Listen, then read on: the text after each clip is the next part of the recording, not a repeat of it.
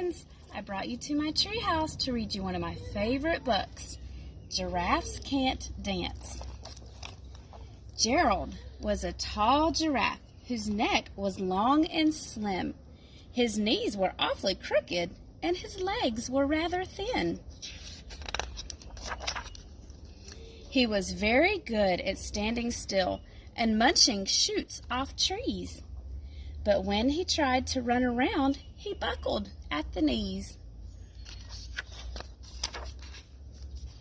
Now every year in Africa, they hold the jungle dance, where every single animal turns up to skip and prance. And this year, when the day arrived, poor Gerald felt so sad, because when it came to dancing, he was really very bad. The warthogs started waltzing, and the rhinos rock and rolled. The lions danced a tango that was elegant and bold. The chimps all did a cha-cha with a very Latin feel, and 8 baboons then teamed up for a splendid Scottish reel. Gerald swallowed bravely, and he walked towards the floor. But the lions saw him coming, and they soon began to roar. Hey, look at clumsy Gerald, the animals all sneered.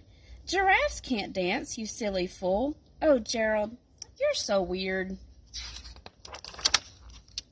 Gerald simply froze up. He was rooted to the spot.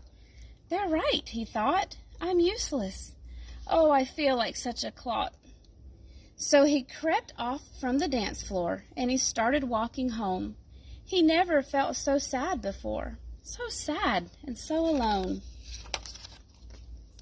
Then he found a little clearing, and he looked up at the sky. The moon can be so beautiful, he whispered with a sigh. Excuse me, coughed a cricket, who'd seen Gerald earlier on, but sometimes when you're different, you just need a different song. Listen to the swaying grass and listen to the trees. To me, the sweetest music is those branches in the breeze. So imagine that the lovely moon is playing just for you.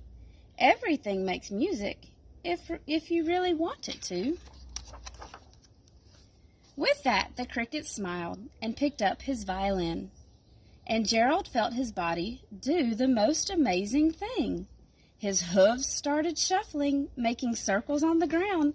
His neck was gently swaying, and his tail was swishing around.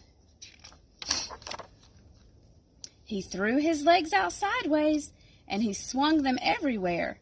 Then he did a backward somersault and leapt up in the air. Gerald felt so wonderful, his mouth was open wide. I'm dancing! Yes, I'm dancing! I'm dancing, Gerald cried.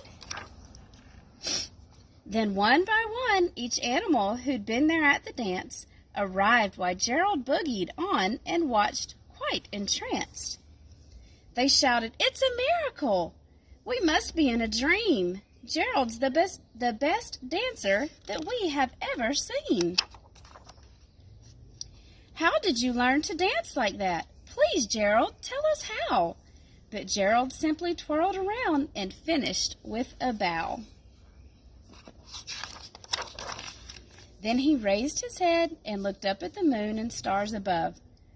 We all can dance, he said, when we find the music that we love. Thanks for listening to my story.